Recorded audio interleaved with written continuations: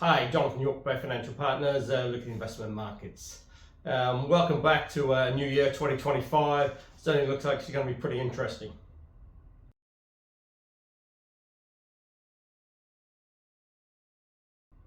US economy really pushing on at a pretty good rate. The latest employment data was really much stronger than anticipated.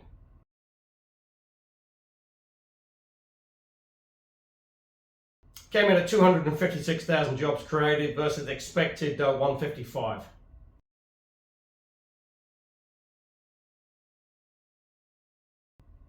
Then the recent PPI data as well was better than expected. That came in December at plus 0.2 versus November's figure of plus 0.4.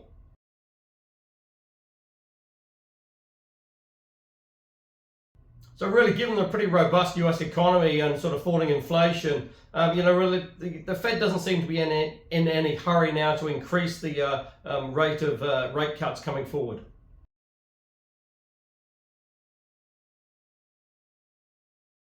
Indeed, at the latest minutes coming out of the Fed, they actually sort of scaled back potentially their sort of rate cuts for 2025 to 2 cuts only from 4.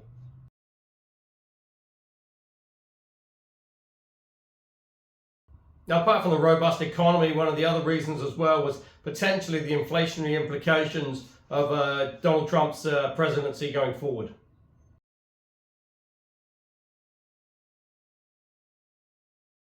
Now, while they didn't mention it, obviously that's the tariffs and the mass deportation of undocumented workers.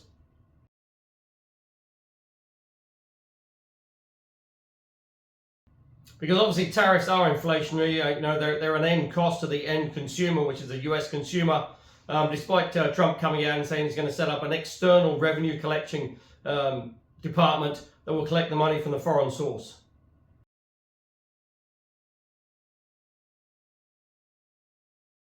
But just on the deportation, there's been some studies out there, and potentially for every 500,000 people that get deported from the US, potentially that costs around 44,000 US jobs.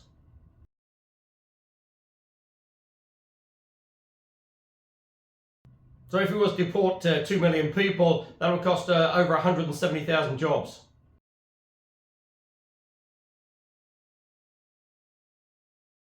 But also as well, the other interesting fact is that, a lot of these undocumented workers are doing jobs that US citizens just don't want to do.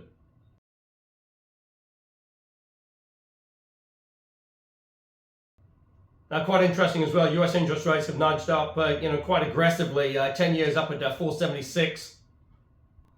And the 2 years around 435.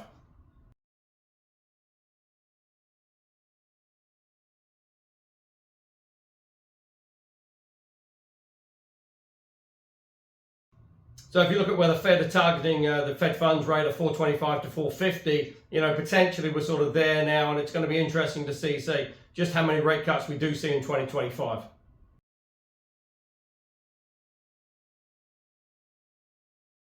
Because certainly Trump will be pushing for more rate cuts. That's one of his mantras. He wants to see lower interest rates. But, given the state of the US economy and the independence of the Fed, they don't need to cut interest rates further.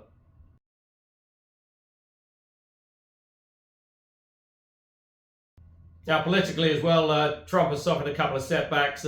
He failed to get his conviction quashed. Now, while there was no actual punishment for him in the falsifying of business records, he does have a felony conviction.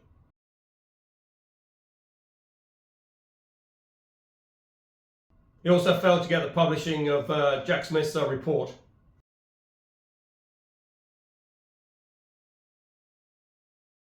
Potentially as well, there appear to be a few sort of cracks between Trump and the Republican Congress, especially on the budget and sort of debt limit spending.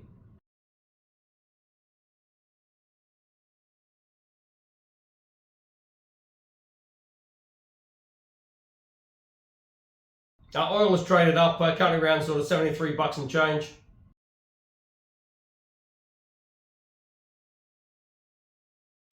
Now the UK, it's getting a little bit sort of tricky out there now. Gilt yields have really risen to some of their highest levels for a long time.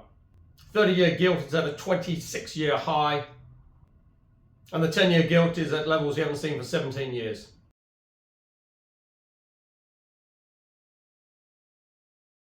That's all adding to the cost of sort of funding for the UK. which does make things a little bit tricky for the UK government.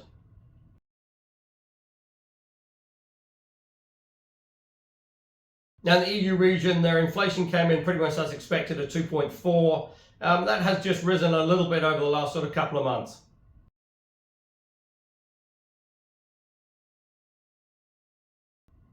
So potentially what does that do for the ECB and its potential rate cuts further down the road?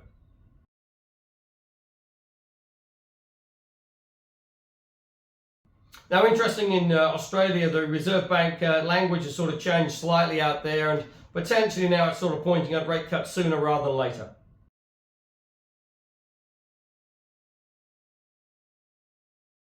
Now remember, the Reserve Bank haven't cut interest rates yet, whereas most of the other central banks around the world have. So, potentially Australia has a little bit of catching up to do. Although remember that Australia didn't hike interest rates anywhere near as much as the other central banks.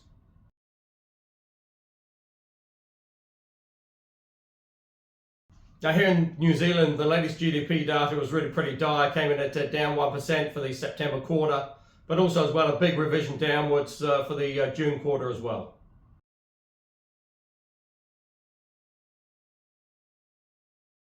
Now, although summer spending has been quite good so far, potentially all eyes now on the Reserve Bank meeting on February the 19th, and it looks like a 50 basis point cut is pretty much nailed in, but will they go 75?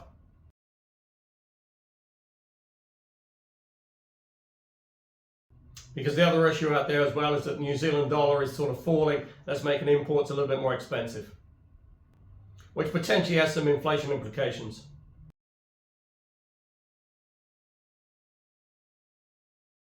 So if you are looking for income options, go to the website www.bayfinancialpartners.co.nz for lots of interesting articles, and we look forward to speaking to you soon.